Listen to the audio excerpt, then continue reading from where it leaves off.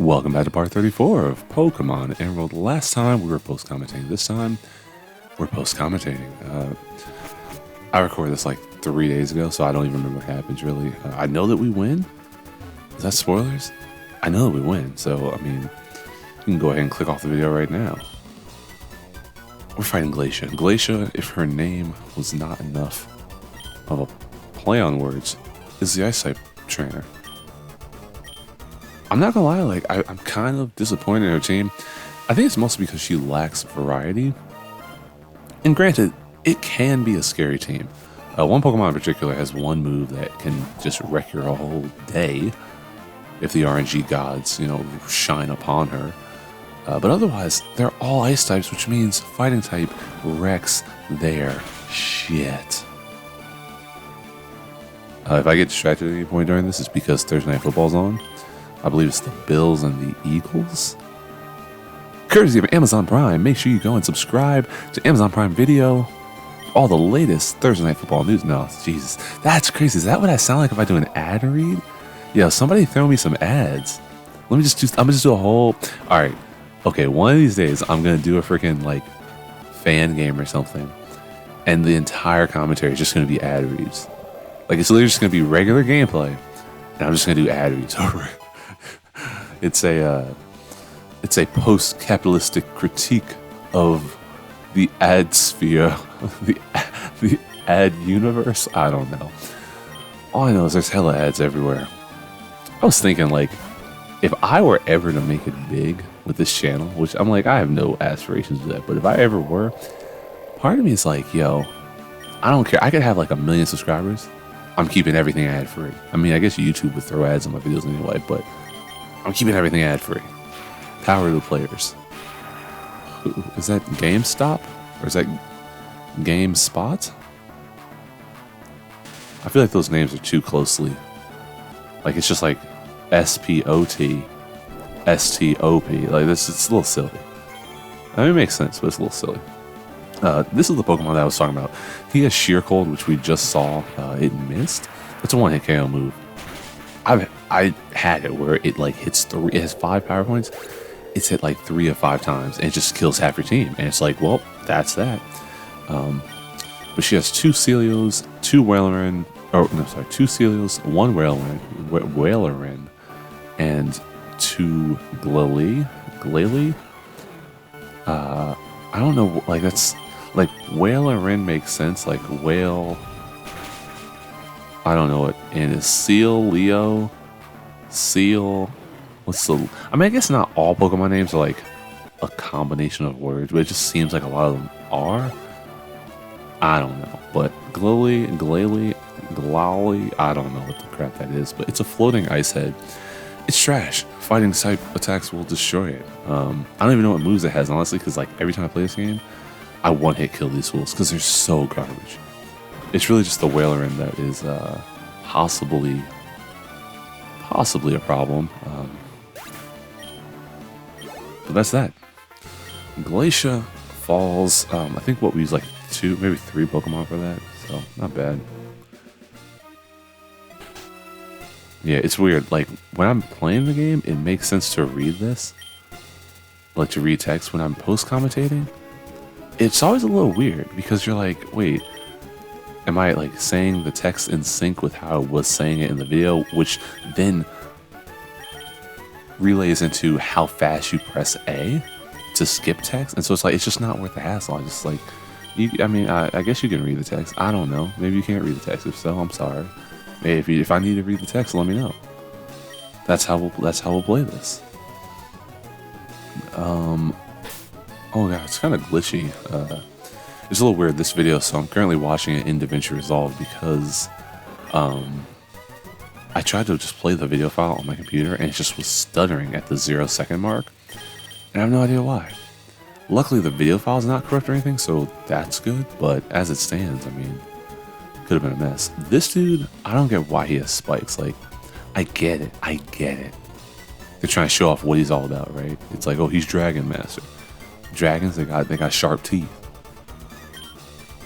But you can't just be having spikes in the corners of your room. Like, what if he gets mad and just decides to yeet me off the daggone thing? Look, that's a homicide right there. Also, I don't know why he has the hat on. I feel like he's bald. I feel like he's bald. Like looking at his back sprite, you could kind of tell there was like a brown like ring, which maybe you're like, oh, that's a mullet. But I'm pretty sure he's just bald. Like he seems like the kind of guy who'd be bald. Like I work with a dude who kind of looks like this dude. But yeah, I'm gonna use bulk up here a couple times, 2 if not 3 times, because A, Shogun is a protection noob, and more importantly, if I can get my defense up and my attack up here, I can actually withstand some of his attacks, which is quite nice. Okay, I only used it twice. But I can survive some more attacks that I wouldn't be able to survive. And look at that. I mean, I should have gone for 3. I should have gone for 3 bulk ups. I think this is when I do the 3rd bulk up to guarantee that I get a 1-hit kill next time. But you know, that's why we have bulk up on Blaziken. Like you gotta make sure you can buff when you have those opportunities and take out the opponent. When I was training, I did try to use Slash here, which Slash worked to a degree. It's always you're more so hoping for critical hits than anything else. But the same type of attack bonus of Break seems to help a bit more. Flygon, I'm never really sure who to use, because when you give a Dragon type Earthquake, it can destroy just like pretty much anything, and it has, you know, Dragon Claw, so it can destroy Altaria. So I did teach Ice Beam to Nemo, which I don't know if I showed that in the last episode or if I did in between episodes and forgot to mention it. But yeah, Ice Beam, I want to say this is a 1-hit kill.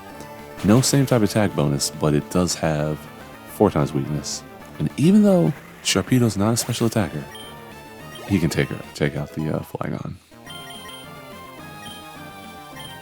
Agility, I think I mentioned in the playthrough. Agility's cool. I don't ever really see the need for like more speed, because whereas like more attack, special attack, defense, or special defense helps you live longer or kill quicker, speed, it's like, you know, if you're slow and you need agility, it's not going to make a difference because you have to burn a turn using agility anyway.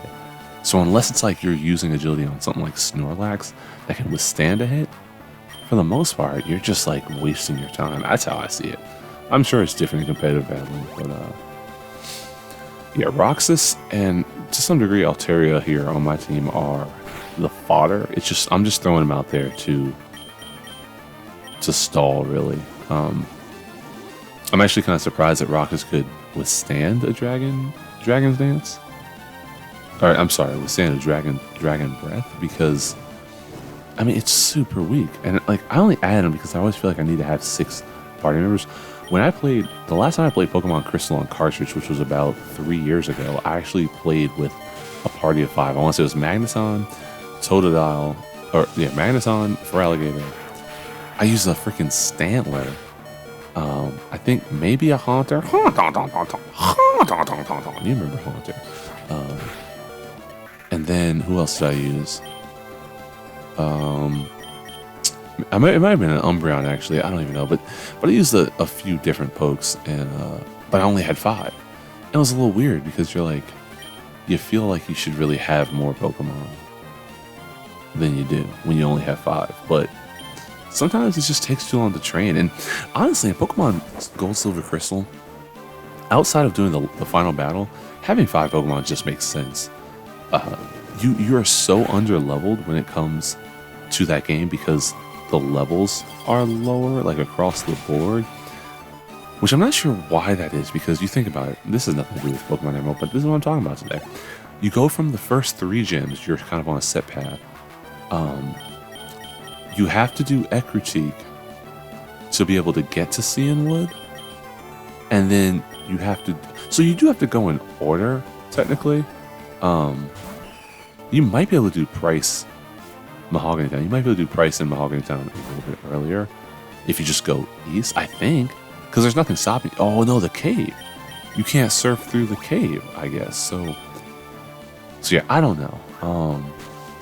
Because yeah, it's not like you can't go in you can go in whatever order where there's no level cap. I think it's more so that the Pokemon levels don't scale that high, so like the wild Pokemon battles aren't growing. I think it's also that because the game has 16 badges, they needed to like preserve challenge longer. Because if you're going to play through a second half, you can't have the first half of the game end at level like 50s and 60s like these games do. Because then you're going to a whole other area, and what? Those Pokemon are level 60 and 70? Like, that's crazy. So I mean, it's the wild Pokemon levels, it's the longer game. There's another reason I was thinking of why the level cap, or why the levels are so weird in Gold, Silver, Crystal. Yeah, I don't know, but this is an interesting Pokemon because it's it's Dragon Water, and that's like a really good typing from the stance of it's not weak to Thunder or electric attacks. It is weak to Dragon, which is good, and I'm kind of surprised. I think Kirby takes it out here. But it's not weak to Thunder. It's not weak to... I don't think it's like weak to Grass, because Dragon resists Grass. Like, Dragon resists like everything, it seems. Everything except frickin' Fairy, which isn't in this gym. And so that typing kind of gives it decent coverage from a lot of what you would think its weaknesses are. What am I checking here? Oh, I'm checking its special attack versus attack. Because I'm trying to decide, do I want to use Fly, which has 70 base power, or Dragon Breath, which has 60 base power, based on its attack and special attack stats. So I think I switched to using Fly here. Because there's a better chance that... I might have done Dragon Dance. There's a better chance that I can one-hit kill him. Which I don't remember if that happens here. And he missed, of course. The good thing here is that... Oh, never mind. That's not the good thing. Clearly, I don't kill him here. I want to say it might be a Thunder that takes him out, or Thunderbolt. Oh no, I still have Thunder. Spoiler alert. I end up replacing Thunder with Thunderbolt on Manectric because Thunderbolt is way more reliable. As you saw, like when it misses, it doesn't. It's so unhelpful. Especially then if you get hit with like Smokescreen. Now you're freaking... Which I'm surprised it hit. But if you get hit with Smokescreen, it's like 50-50 chance of it hitting. It's so crazy.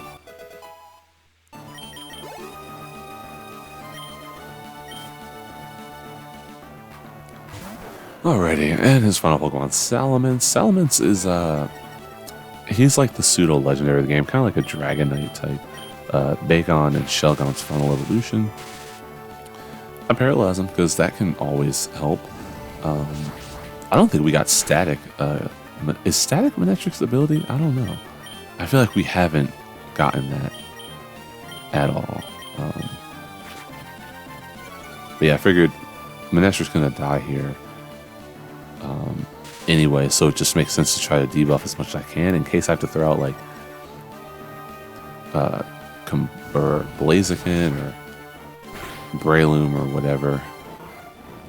Though I'm pretty sure, yeah, this is why I saved Nemo. Like with Dragonite, Dragonite, Ice is 4 times effective against Salamence. So it falls in one hit.